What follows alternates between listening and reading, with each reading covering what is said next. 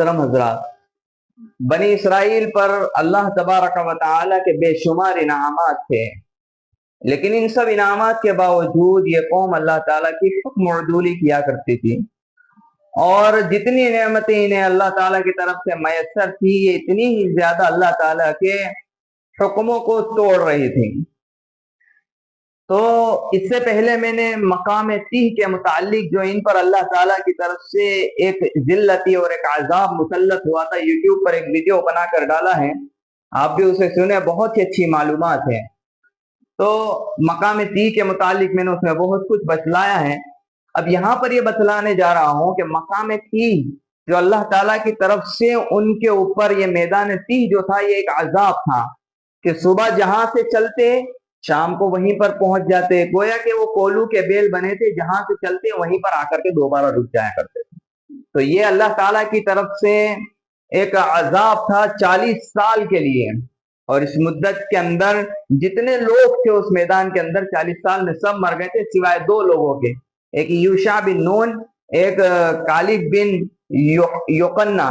ये 2 शख्सों के अलावा सारे के सारे मर गए थे। ये क्यों नहीं मरे थे, इनके ऊपर मौत क्यों नहीं तारी हुई? मैं इससे पहले एक यूट्यूब पर बनी इसराइल पर मकाम तीह के मालूमात के मुतालिक एक वीडियो बना चुका हूं, उसके अंदर इस चीज के मुतालिक बतला चुका हूं। तो इस मकाम पर मकाम तीह के अंदर ये खुद अल्लाह ताला की तरफ से एक अजाब और एक जिल्लती के अंदर मुब्तला है, लेकिन अल्लाह ताला की रहमत देखिए कि अल्लाह ताला ने इस मकाम पर भी इन लोगों पर अपनी नेमतों को नहीं रोका। सबसे पहले तो ये है कि इन्होंने दरखास्त की हजरत मूसा अला नबीना अलैहिस्सलातु वस्सलाम से कि हम दिन भर चलते हैं, सूरज की बहुत तपिश लगती है, अल्लाह ताला से दुआ फरमाए कि हमारे लिए साये का इंतजाम हो जाए।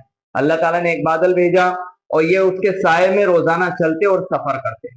ये अल्लाह ताला की तरफ से एक इनाम था इनके ऊपर। दूसरा इनाम ये था जिसको मैंने नेमत अव्वल करके यहाँ पर लिखा है कि मन, ये एक खुराक थी जो अल्लाह ताला की तरफ से इन्हें मिलती थी, जिसे हम कहते हैं मन्नो सलवा।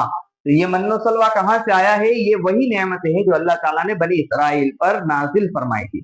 ये मन जो है खास किस्म का एक खुराक थी जो अल्लाह ताला की तरफ से इन्हें अता की जाती थी, जिसकी तफसीर के मुतालिक ये लिखा है कि ये दूध से ज्यादा सफेद और शहद से ज्यादा मीठी हुआ करती थी। और एक तफसीर लिखी है कि ये गूंद के मानिंद कोई चीज थी, ये उसे खा लिया करते थे।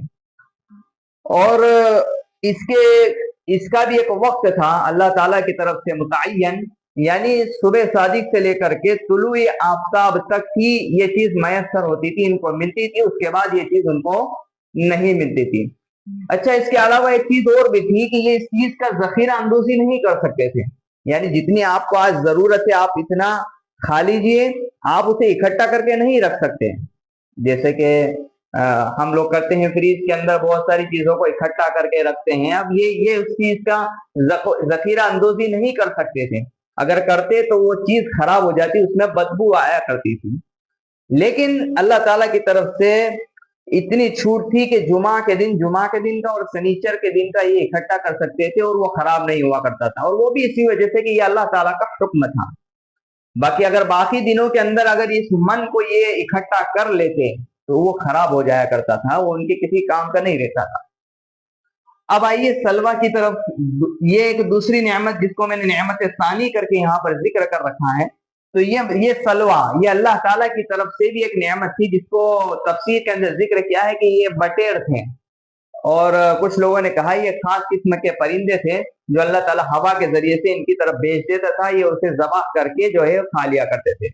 लेकिन इसके बावजूद इसके अंदर भी अल्लाह ताला की तरफ से एक हुक्म ये था कि वो आप जो है इसका जखीरा अंदोजी नहीं कर सकते हो, इसे जमा करके स्टॉक करके आप अपने पास नहीं रख सकते, अगर आपने रखा तो खराब हो जाएगा। लेकिन ये फिर भी नहीं माने, ये जखीरा अंदोजी करके रखते थे, और उसके अंदर क्या होती थी, बदबू पैदा हो जाया करती थी, वो खराब हो जाया करता था। तो अल्लाह ताला जो हुक्म देते उसके खिलाफ करते। अब यहाँ पर सोचने का मकाम है कि एक ये आजाब वाली वादी के अंदर चल रहे हैं और अल्लाह ताला की रहमतें फिर भी इन पर बरस रही है, उसके बावजूद भी अल्लाह ताला की नाफरमानी कर रहे हैं। हुजूर सल्लल्लाहु अलैहि वसल्लम का पाक इरशाद है कि अगर बनी इसराइल गोश्त को यानी सलवा को अगर इकट्ठा ना करती तो गोश्त में कभी सड़न न लगती, गोश्त सड़ता नहीं, खराब नहीं होता। तो ये इनकी वजह से जो है वो گوشت کے اندر یہ چیز ہو گئی کہ وہ بھی خراب ہونے لگ گیا۔ تو خیر یہ کچھ معلومات تھی بنی اسرائیل پر مقام سیح کے اندر اللہ تعالیٰ کی طرف سے جو انعامات تھے اس کے متعلق۔ اللہ تعالیٰ ہم سب کو عمل کی توفیق عطا فرمائیں، اور آپ سبھی ناظرین سے اس بات کی درخواست ہے کہ ہمارے چینل کو سبسکرائب کریں، لائک کریں، شیئر کریں۔